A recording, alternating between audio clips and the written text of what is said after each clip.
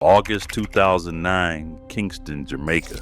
A man who never held an elected office, never wore a military uniform, and never once appeared on television controls an entire neighborhood so completely that the United States government issues a formal extradition request, and the Prime Minister of Jamaica says no.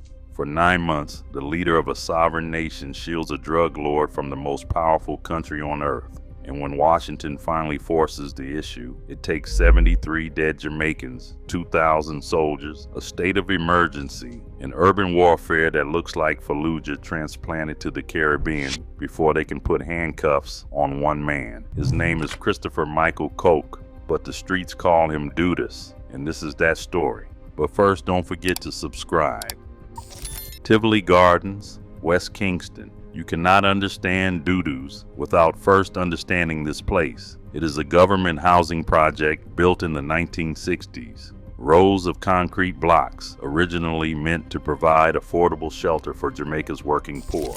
But by the time Dudus was born in 1969, Tivoli was not a neighborhood, it was a garrison.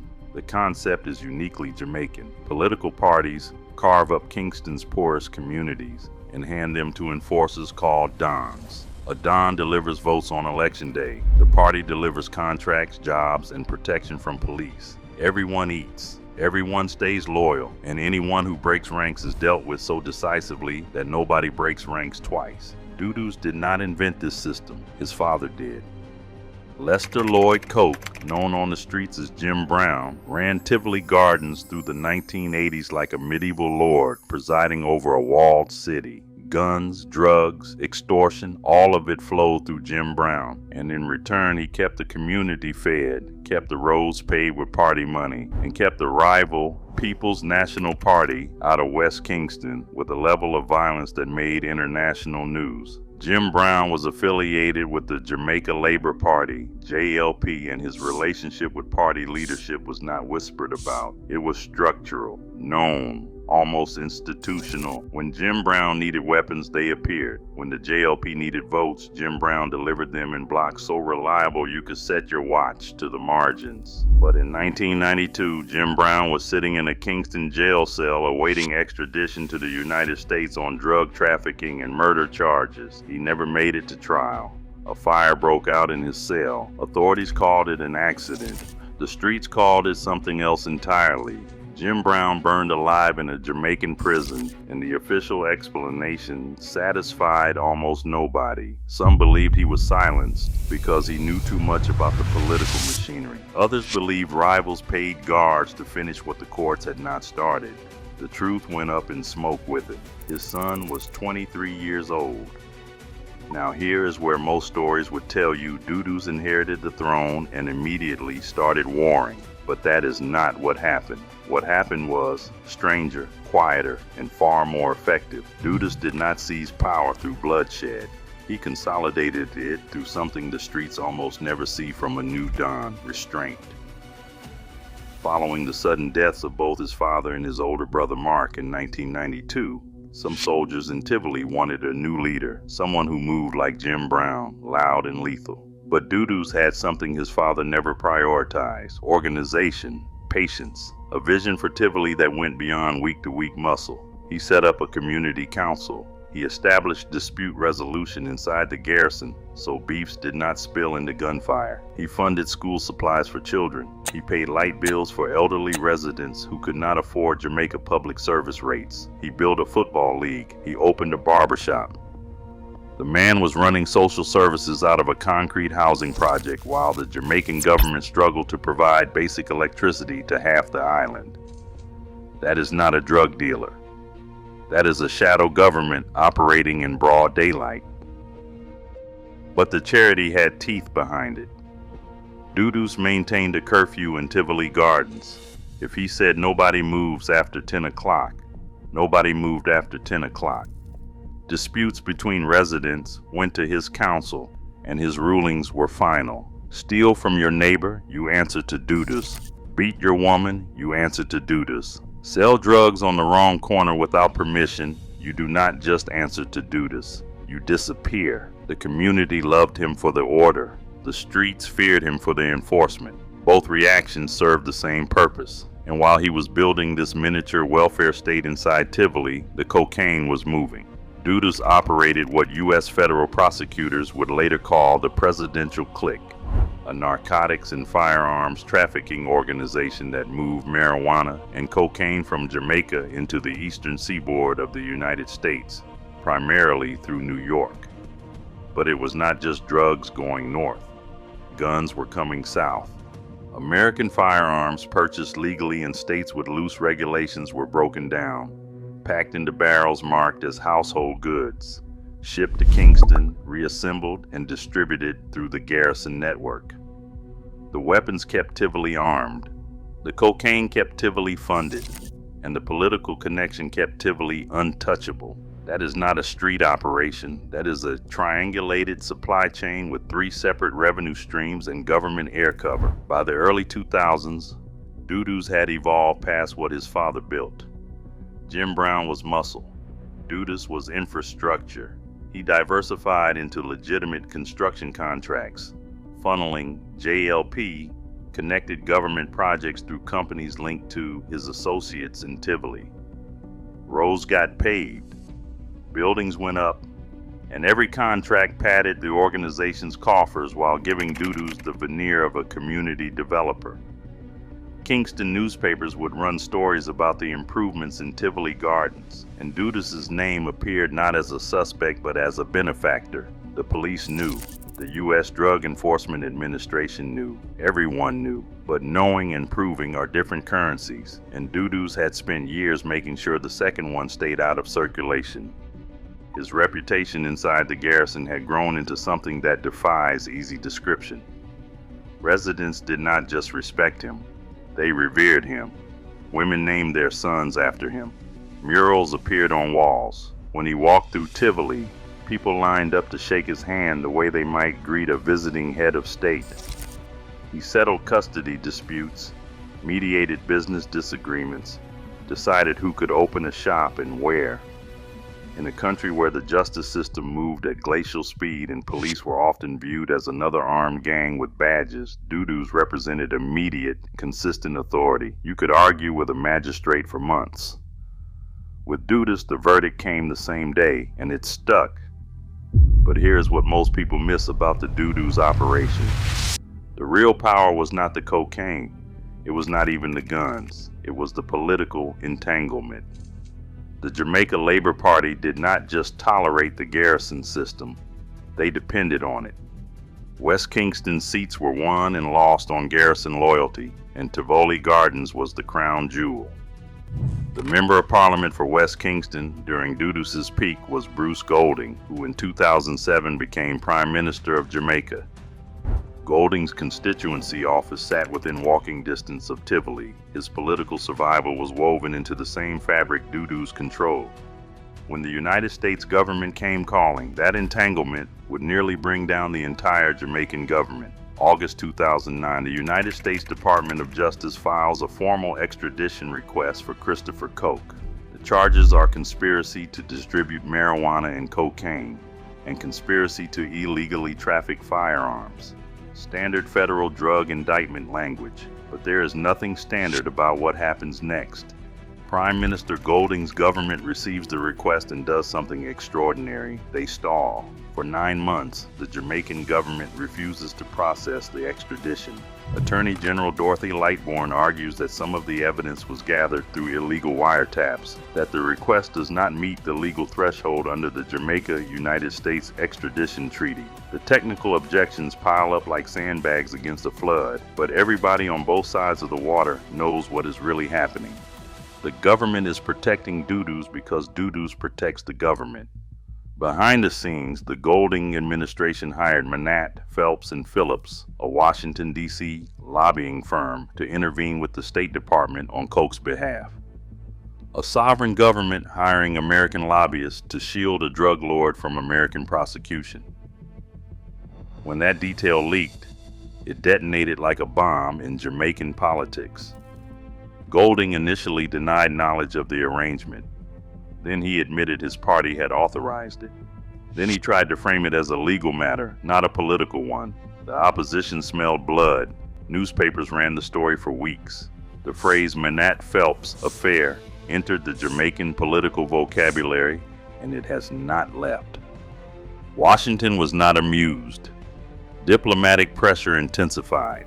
Aid money got discussed in rooms where aid money does not normally get discussed. The United States revoked visas for Jamaican officials. The message was unmistakable. Hand him over, or there will be consequences that go far beyond one man's extradition. May 17, 2010. Golding's hand is finally forced.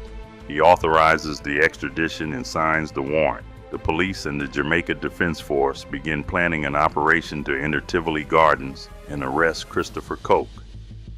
Everyone involved understands this is not going to be a quiet arrest. Tivoli is a fortress, and its residents have been preparing for this moment since the extradition request became public 9 months earlier. Barricades have been constructed from concrete blocks, wrecked cars, and sheet metal. Lookouts are stationed at every entry point. Weapons have been distributed, and the community has made its position clear through marches, petitions, and public demonstrations. Women in Tivoli took to the streets carrying signs. One read, "Jesus died for us, we will die for Dudus." That is not political rhetoric. That is religious conviction applied to a drug lord. The depth of loyalty was not performance. It was real, earned over a decade of Dudus providing what the state refused to provide. May 23, 2010.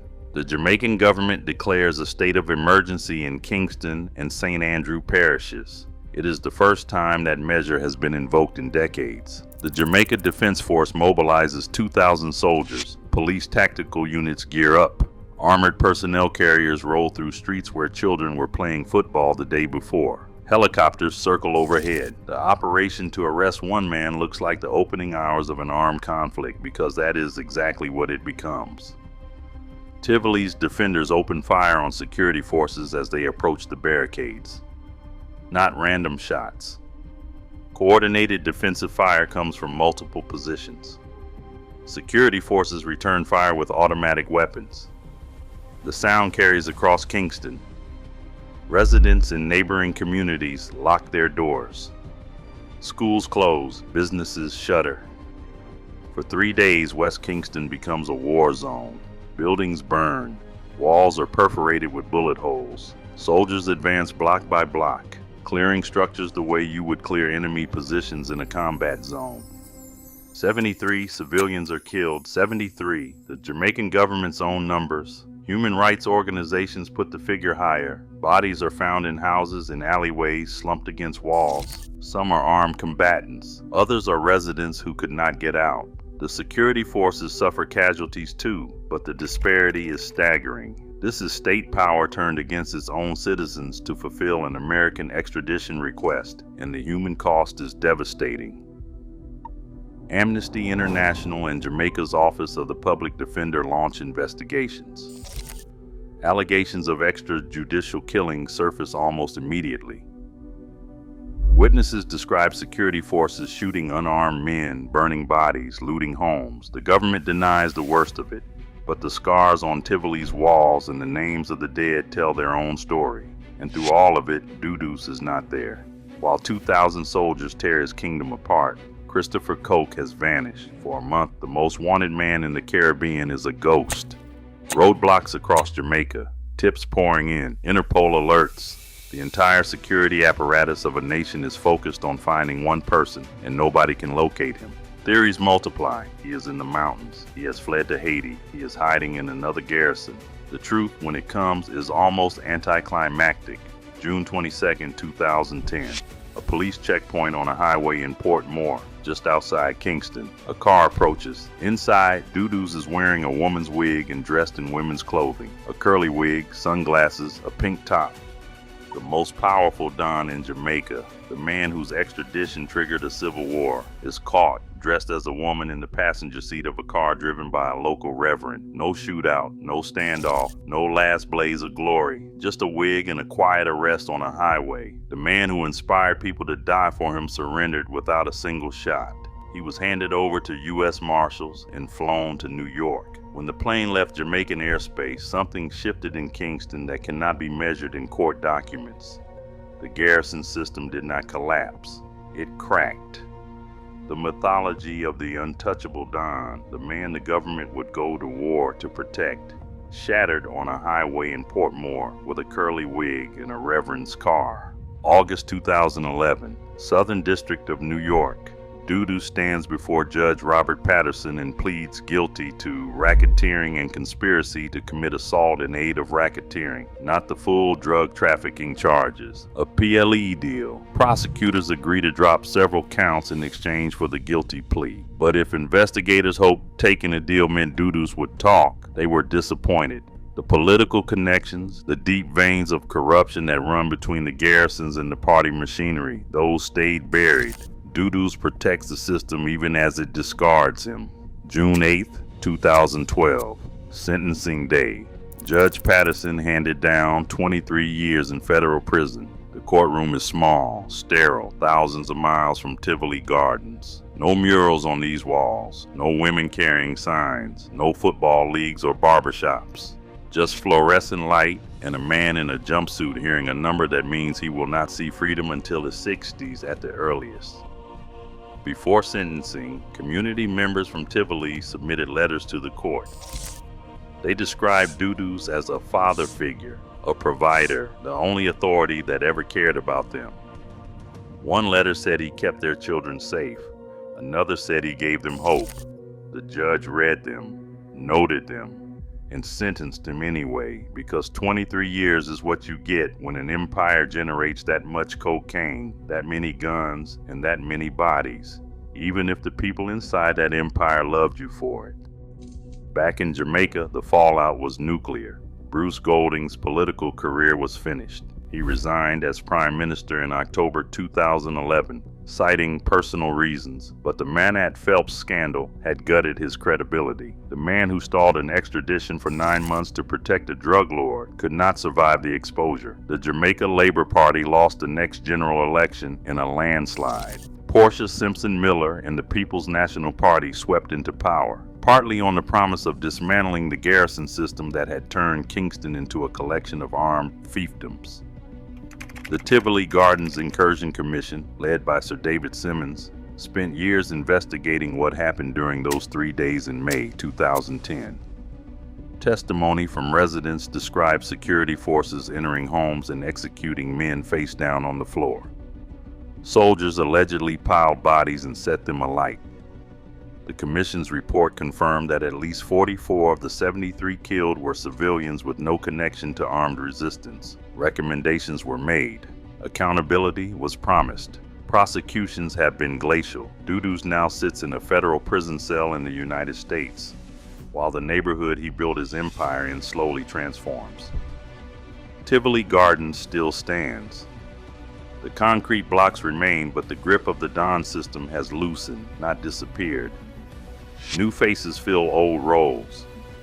Smaller operators carve up what Dudus left behind, but none command the loyalty, none run the social programs, and none have a prime minister willing to risk a nation's international standing to keep them free. Christopher Koch is projected for release sometime around 2030 with good behavior, credit applied against his 23-year sentence. He will be in his early 60s. Tivoli Gardens will still be there. The JLP will still contest West Kingston. And the question nobody in Jamaica can answer is whether the garrison system died with Dudus's arrest or simply went underground, waiting for the next Don who can deliver votes, settle disputes, and move product with enough discipline to make himself indispensable all over again.